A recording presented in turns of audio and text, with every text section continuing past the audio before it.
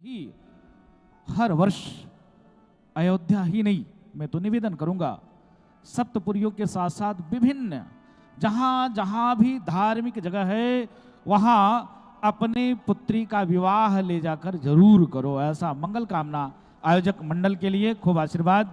पूज्य संतों ने खूब आशीर्वाद प्रदान किया आपको, खूब खूब। अयोध्या जी के ऐसे कोई पूज्य संत बचे नहीं, वो आए नहीं। और सब किस लिए आए?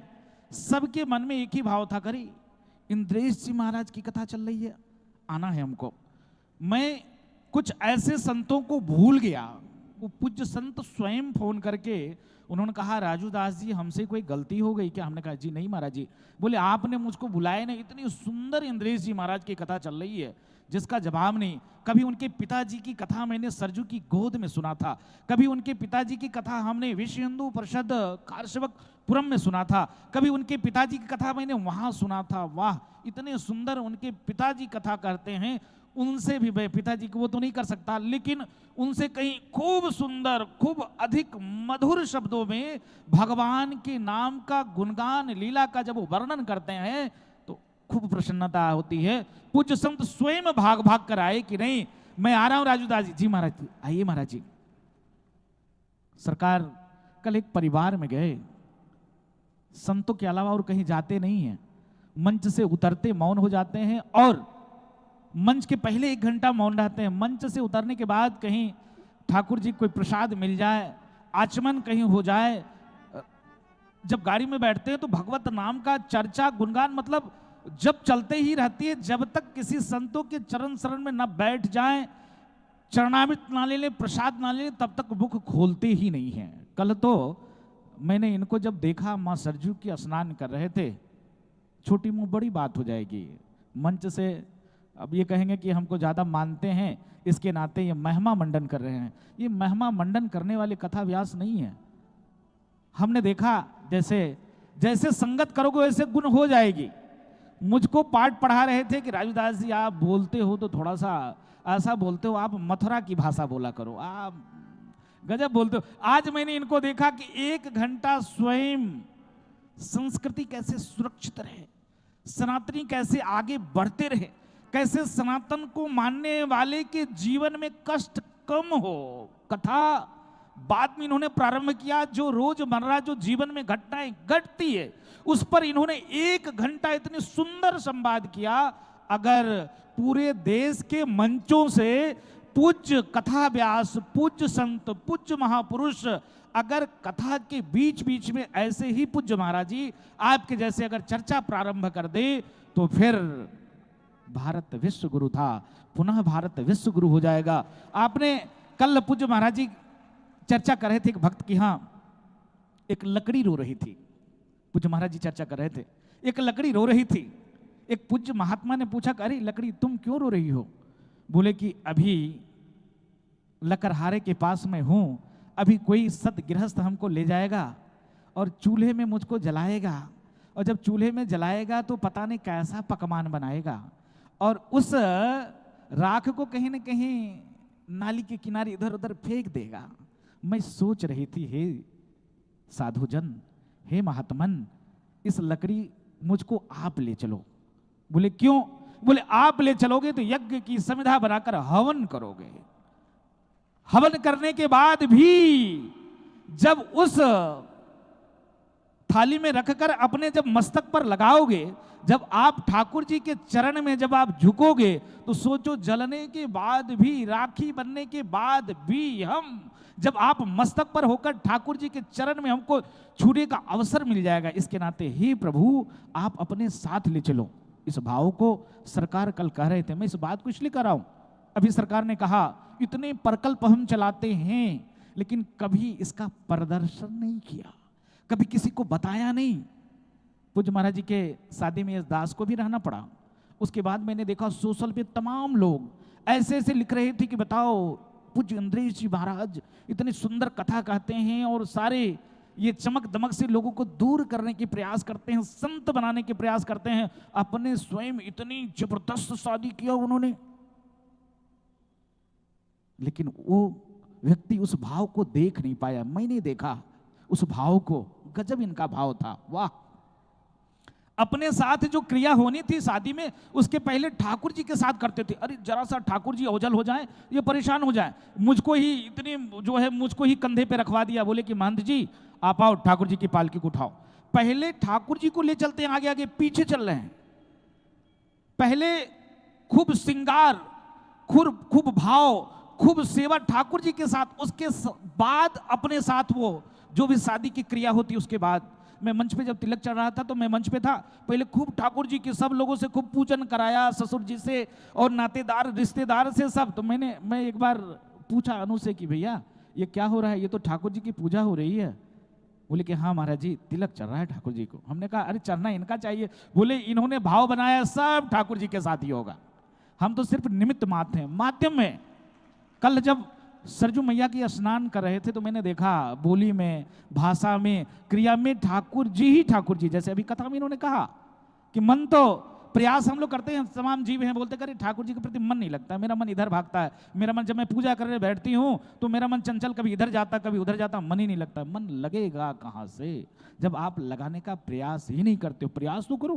पूज्य इंद्रेश जी महाराज की जैसे कथा कर रहे हैं तो भी, नीचे हम लोग से वार्ता कर रहे हैं तो भी, स्नान कर रहे हैं तो भी, खेल रहे हैं तो भी, ठाकुर जी के भाव में मैंने देखा गजब इनका वो। तो मैंने कहा कि वाह, पूज्य संत के साथ साथ जो सतगृहस्थ हैं, सनातनी हैं, जो मानव हैं, जो मनुष्य हैं, उनको शिक्षा दीक्षा इनसे लेना चाहिए।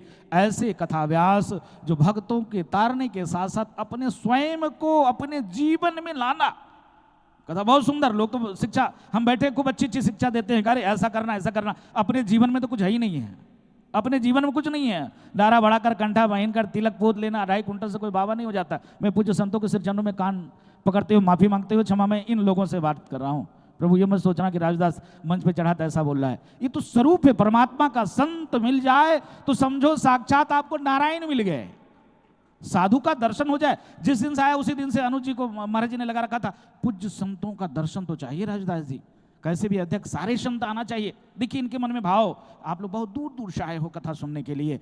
आप इस मंच से बैठकर आपने देखा रोज मंच भर ही रहता था, 10 मिनट बाद महात्मा उठे फिर महात्मा आगे, महात्मा उठे फिर महात्मा आगे। मैं निवेदन करता था, इशारा करता था, भाई कुछ पुत्री को ले आओ साधु के चरणों में, सब जो है पुत्री से चरण छुआ लो अपने, पुत्री तुम्हारी पुत्री का जो है जीवन धन्य हो जाएगा, आओ ठाकुर जी चरण। तो देखिए अगर आप दुनिया को कोई बात कहोगे तो दुनिया हंसेगा, आनंद लेगा, मजा लेगा।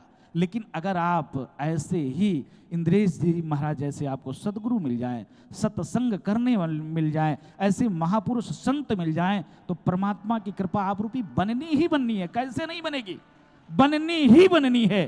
तो पूज्य महाराज जी ने इतने सुंदर राष्ट्र के प्रति, सनातन के प्रति, संस्कृति के प्रति, समाज के प्रति खूब सुंदर अपने वचनों के माध्यम से उद्बोधन दिया। पर्यावरण कैसे सुरक्षित रहे, संस्कृति कैसे सुरक्षित रहे। जब संस्कृति सुरक्षित रहेगी, पर्यावरण सुरक्षित रहेगा, हम और आप सुरक्षित रहेंगे। देखिए अभी गेहूं लगा हुआ कटने वाला है, सरसों लगी हुई है कटने वाला है, लेकिन बारिश हो रही है, किसान रो रहा है, किसान परेशान क्यों? खूब खूब उसने जीवों की खूब हत्या की, खूब प्रकृति का दोहन किया। जब स्वाभाविक है, जब आप प्रकृति का दोहन करोगे, जब दूसरे को सताओगे, तो कुछ न कुछ फर्क तो आपके ऊपर आएगी ही आएगी। प्रभु चर्चा कर रहे थे वो मर्यादा पुरुषोत्तम राम। सोचो अयोध्या में राम मंदिर को बनाने में 500, 1 2 3 4 5 ही नहीं, एक दिन में लोग विचार बदल देते हैं, लेकिन 500 वर्ष लग गया। भाई साहब चंपत जी, ये पूरा जीवन राष्ट्र को समर्पित कर दिया, समाज को समर्पित कर दिया, रातों दिन एक कर दिया। इतनी उम्र है, फिर भी अभी आपने देखा होगा सीढ़ी पे चढ़ने में थोड़ी सी दिक्कत हो रही थी, लेकिन किसी को पकड़ने नहीं दिया, स्वयं चढ़ा। आए मंच पे नहीं आए, जबरदस्ती में इशारा करा था भाई साहब को भी, लेकिन भाई साहब ने भी कहा नहीं, वहीं बैठ गए। इतने बड़े पद पर होने के बावजूद भी जरा सा भी मन में यह भाव ना हो कि मैं तो ये इतनी बड़ी राम मंदिर व्यवस्थापक। जिस प्रकार से लाखों कार सेवकों ने प्राणों की आहुति दिया, त्याग किया, तपस्या किया, संघर्ष किया, रातों दिन एक करके पूज्य संतों ने एक लौ जलाई, एक अलख जगाया कि पार ब्रह्म परमात्मा का जन्म अयोध्या में हुआ है और अयोध्या में भव मंदिर का निर्माण होना चाहिए।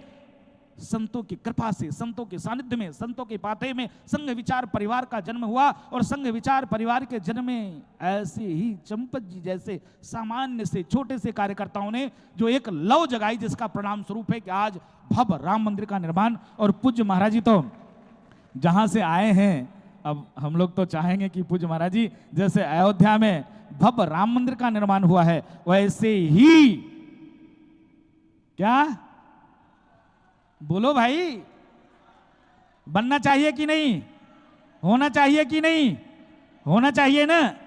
इसके लिए सबको प्रयास करना पड़ेगा, जैसे हर व्यक्ति ने प्रयास किया, हर व्यक्ति ने। राम मंदिर तो एक ही व्यक्ति बना देता, पैसा के पास किसी के पास कभी नहीं है।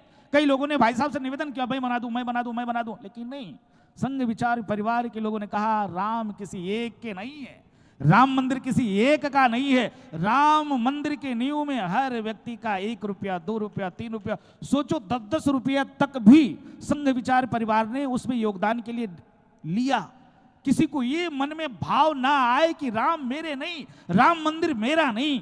तो आप इतने सुंदर आयोजन आपने किया है, इतने भाव से आपने आयोजन किया है। भगवान की कृपा आपके ऊपर ऐसे बरसती रहे, ऐसे बरसती रहे, खूब ऐसे आयोजन कराते रहो। पूज्य महाराज जी के चरणों में साष्टांग दंडवत प्रणाम करता है। पूज्य महाराज जी, मैं सौभाग्यशाली हूँ, आपके जैसे भाई हो, सखा हो, मित्र हो। इनको बागेश्वर सरकार खूब मानते हैं, खूब खूब इतने मानते हैं कि सोचो और किसी के साथ नहीं, लेकिन सारे नियम को बदल देते हैं इनके साथ में, सारे व्यवस्था को कुछ नहीं छोड़ के इनको पकड़ के, और इतने प्यार करते हैं इनसे वो बागेश्वर सरकार। में तो यात्रा में भी मैंने देखा, इतने ये सुकोमल हैं, फिर भी मैंने देखा इनको धक्के खाते हुए इस यात्रा में। क्या हिंदू राष्ट्र, क्या भारत में छुआछूत खत्म हो, क्या हिंदू एक हो, क्या संस्कृति बचे, मतलब ये भी धक्के खा रहे, जबकि सरकार इनको इशारा कर रहे हैं इंद्रेश जी, लेकिन कच्छ नहीं लगे हुए थे। किस लिए? क्योंकि ये उनको मित्र मानते हैं, भाई मानते हैं, सखा मानते हैं। अगर कोई मित्र हो, भाई हो, सखा हो, उसका भाव को अपना भाव बनाकर अपनाकर, और उसके लिए अगर एक कदम अगर कोई चल दे